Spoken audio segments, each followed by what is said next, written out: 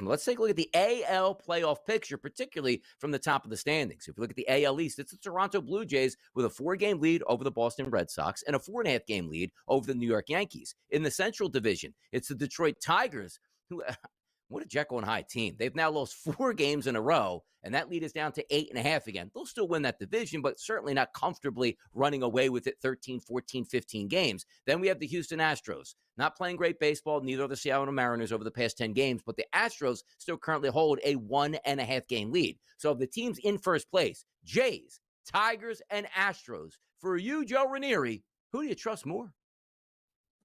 To me, it's the Astros, unfortunately, until we see otherwise here, because they may be lulling people and faking people here. But the Astros, it's kind of hard. They've been there, done that. They got Yordan Alvarez back.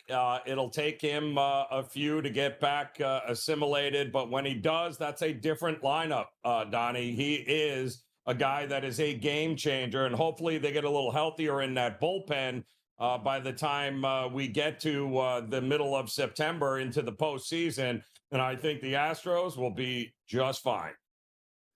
The Astros, again, the pedigree is there for the Stros. We get that. I just need to see a little bit more hitting here. Yordan Alvarez back into that lineup. Maybe he's going to assimilate sooner than later, and things should happen. But I am looking forward to, if I have one race, then let me see in the American League, it really is Houston versus Seattle. I don't think the Toronto Blue Jays are going to give up that 4.5 game lead. I mean, they could, and the Yankees could play good baseball, the Red Sox, but I just see them being the team that wins it. Same thing with the Detroit Tigers. No real pushback there. The Houston Astros, Seattle Mariners, a lot of fun to watch. And those price points there, the Tigers at a plus 290 price to win the pennant in the American League. The Blue Jays plus 390. The Yankees at a plus 430 price, and away we go. If we look at the NL pennant odds here to have some fun with that, first place, Philadelphia Phillies, only 4 games now. They could have wrapped it up with the Mets. They lost 3 straight games. The Mets win 3 straight games. That's how you get that action now back into the fold in the month of September. The Milwaukee Brewers, they are a 6.5-game lead over the Chicago Cubs right now. And the Los Angeles Dodgers have now increased after a 4-game win streak for them, coinciding with a loss last night for the Padres. They now lead the Padres by 2 games. Trust levels, Joe. Phillies, Brewers, and Dodgers at the top of the standings here. Yeah, I think it's pretty much what you're going to get, right, Donnie? I mean, that makes total sense. They should be the 3 favorites. The wild card, to me, will be the Mets and the Padres. Outside of that, I think that's it. I think that's what you got. The Cubs are just a hot mess. You want to talk about a team that probably peaked too early this year? That would be the Chicago Cubs. And we see it every year, Donnie, with a couple of teams that look so good in the first half and then go MIA in the second, and that appears where the Cubs are heading. Yeah, take a look at the pennant winners here. The odds to win it, the Los Angeles Dodgers plus 175 price. The Brewers have now jumped ahead of the Philadelphia Phillies at a 4-1 price. The Phillies at a 5-1 price, followed by the Padres plus 550, and the Mets at a 7-1 price. Sometimes it only matters, Joe, right? How do you end the season? Who's going to be hot at the right time? Are you playing great baseball in the last week of September to ride that hot streak, or are your bats going to go absolutely ice cold at the worst possible moment? And that's what will lead up to it, because the World Series price points here, they're always going to be the Dodgers at a plus 300 price. And look at the closest competitors here. The Brewers at an 8-1 price. And also you take a look at the Philadelphia Phillies at a 9-1 price. It's amazing here how high the Dodgers are. And also, how about 3 teams in the National League we see before we even get an American League team there? Yeah, I mean, it's all National League, isn't it? And deservedly so, Donnie. I think the top 3 teams in the National League, you compare them to the top 3 teams in the American League, way more holes and questions on the American League side than the National League. And now that you've got Ohtani going 5 innings and actually winning games and being the pitcher of record, yeah, things are looking better for the Dodgers. And you look at the MVP race here. Ohtani was very good on the mound yesterday. Still sits at a minus 10,000 favorite over Kyle Schwarber at a 16-1 price and Manny Machado at a 100-1 price. Outside of a devastating injury for Shohei Ohtani, he will be your MVP there. And as we talked about, that American League pennant, the standings there, maybe it comes down the stretch. Can the Yankees overtake the Toronto Blue Jays? But right now, Cal Raleigh's in second place in that race at a plus 110 price, Joe, and Aaron Judge at a minus 150. Judge hits a home run, Yankees win, his number gets bigger. That's probably what we can anticipate the rest of the way. Yeah, it's look for that to increase, Donnie. I think as we get a little bit closer to the end of the regular season. It's funny how the pendulum switches, right? Minus 20,000 on Aaron Judge. Then he was plus money. Now he's minus 150. How long before he gets back up to minus 20,000? We'll find out. But hour number 2 is on the way next. The hottest topics, breakdowns, everything you need to set the stage for your SportsGrid day. We got it on the early line. Joe Ranieri down here right side, early line, SportsGrid Network. Yes, we're all footballed up. Yes, we're geeked up to play football. We want maybe not play football, but at least watch football at this point. I don't know, Joe, you playing any 7-on-7 leagues down there in South Florida? It's big. You're going to go over to maybe Broward County, maybe Miami-Dade, get involved? No, not unless it requires me to have an 8-iron in my hand. No, I'm not involved in any sort of 7-on-7 there, Donnie. Don't believe in it. I believe on betting on it, but no, that ship has sailed, my friend. Optimist football in Miami, nothing better than that, except maybe Major League Baseball with afternoon games today, Joe. We got one at 1 o'clock, 9-11, 9-12 on the rotation. That's Boston and Baltimore. Crochet and Povich on the mound. Heavy favorite for Crochet and the Boston Red Sox at a minus 180 price at outlets, up to minus 198, depending on where you're shopping. A total bouncing between 8s and 7.5s as well. Povich and Crochet down in Baltimore on a Thursday.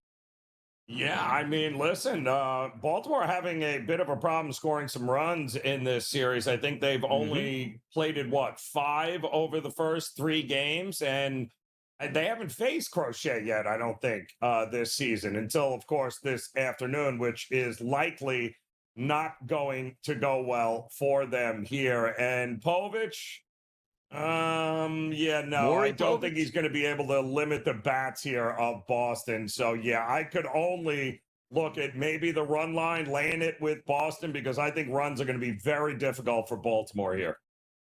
76, 77 degrees, Joe, at first pitch. Light wind blowing out to left field at Oriole Park at Camden Yards. We'll see how that one plays out. How about yesterday? Eric Fetty making a return to the mound after Ashby opened up the game, and that ended up in a loss for the Brewers, but not because the pitchers. They actually did fine. They're going to go toe-to-toe again today with the Arizona Diamondbacks, this time in the afternoon, a 2:10 start. A favorite for Jose Quintana and the Brewers, no surprise, minus 162s, minus 165s in the sports betting landscape there, and a total overnight that opened up at 8.5, as you see on the graphic. It's 9 everywhere now. I hate betting against or for Quintana. Krismat's on the mound. Can we see another win by the Diamondbacks today? Is that possible?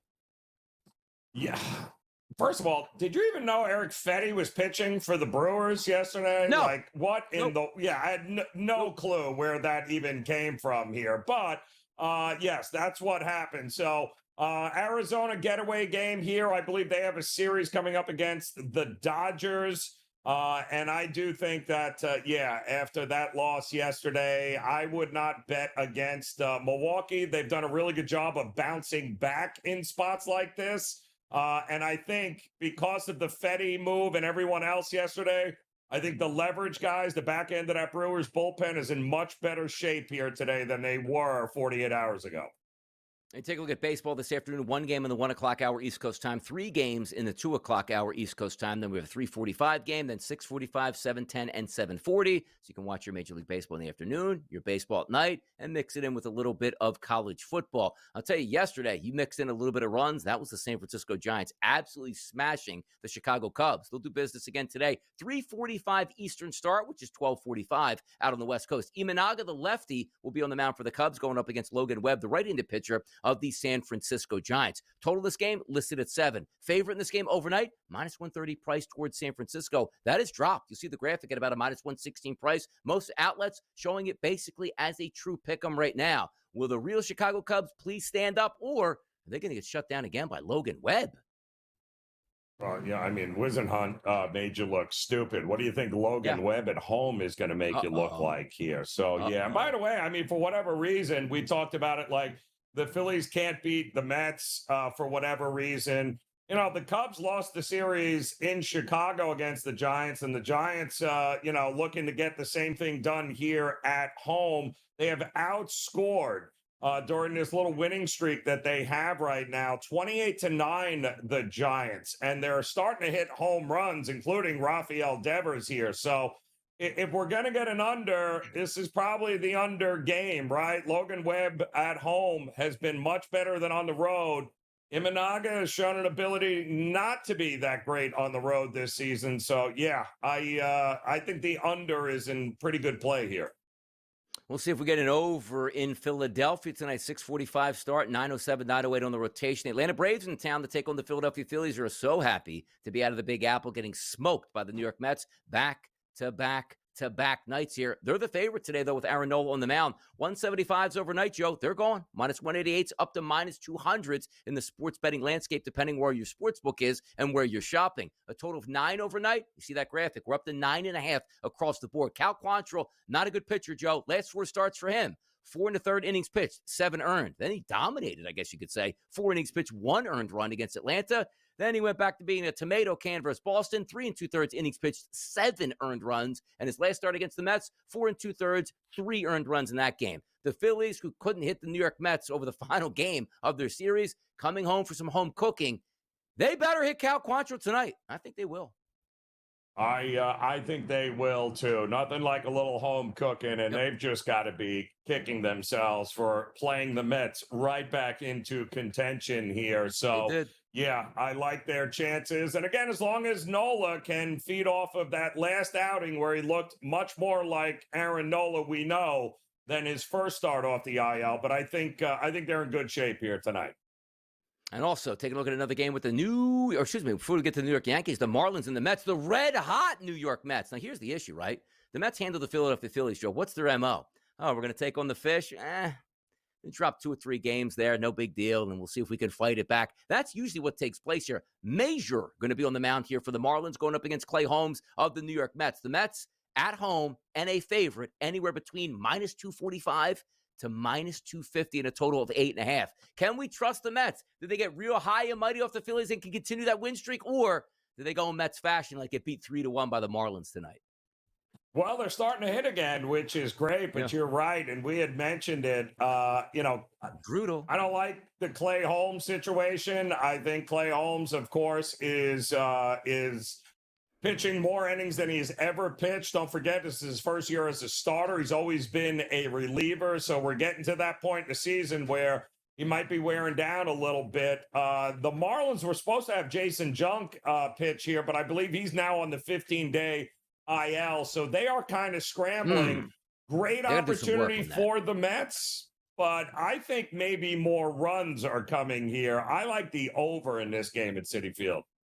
Yeah, I got to do some work now because it was supposed to be Junk there and show Mazur. Now, maybe it's a bullpen game, and the Mets are hot at the plate. We'll see if that continues tonight. As that total's only listed at 8.5, so you're expecting with that heavy favorite, the Mets to do the heavy lifting. 74, 75 degrees at first pitch, wind blowing out the center field, 8 to 9 miles per hour. Maybe that does help here. Let's get to the windy city of Chicago because the Yankees wish they were still at home and still playing against the Washington Nationals. They're going to take on the Chicago White Sox. It's Martin versus Warren. Heavy favorite for the Yankees, no surprise. Overnight's around a minus 180 price, Joe. We're now seeing in the marketplace a minus 200 and higher, depending where you're shopping at. A total of 8.5, that's climbed to 9. I actually think we get runs tonight. I don't really like Davis Martin a ton, and Will Warren, certainly his metrics over the past 60 days analytically are a little bit high. And sneaky are those White Sox at the plate. I think we might go over the 9 tonight in Chicago. Yeah, I can see it. I mean, if they're not scoring 9, they're giving up 12 like they did yesterday against Kansas City here. So, yeah, I'm kind of with you. It's feast or famine with the White Sox. I mean, Will Warren coming off a not a great start last time out, but you got to like team totals here, don't you? I like the team total for the Yankees. Yep. I think they go up and over here in Chicago for this one. 8 total games on the card as we speculated here on this. 1 at 1 o'clock, 3 at 2 o'clock, 1 at 3 o'clock, and also 6:45, 7:10, and 7:40 later. Nice little mix of action. Sometimes you look at those short cards like, I don't really have much to bet on. I'm telling you, there are some pitchers that I think you can sink your teeth into. We didn't even get to go over Miles Mikolas. Yeah, Pittsburgh stinks at the plate typically, but I don't think they're going to stink against Miles Mikolas today. And that minus 120 price for St. Louis in a total that's listed at 8 to 8.5 where you're shopping at. Ashcraft, better pitcher. Maybe take the slight underdog with those Buccos here to see if they can get it done. I'll tell you who else is going to get it done next. We got Cam Stewart coming up on the show. Some best bets, some winners across the sports landscape. It's the way we get down. It's a Thursday. We are setting the table on the early line for the SportsGrid Network. Batter up, people.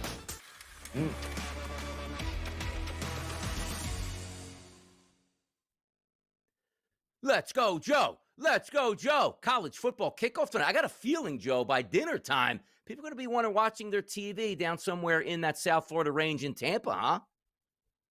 I love it. Yes, I am. And I think that's where I'm going to look at 5:30 Eastern time. The kickoff, temperatures mid to upper 90s, plenty of humidity. It's a blackout game for the USF Bulls here. They'll be featuring their new all black uniforms here, taking on Boise State. That is just absolutely.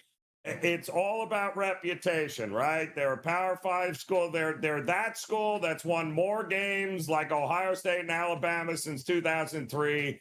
Yes, but they lost all of their offensive production in the running back in Genti and their wide receivers last year. There are a lot of question marks. They're not as good defensively.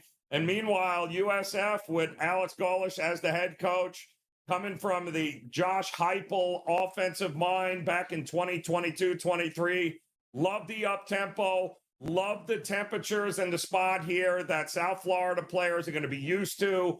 Boise State players are not going to be used to. I think Byron Brown has a huge game. I don't need your points. I'm taking South Florida with the upset on the money line here tonight.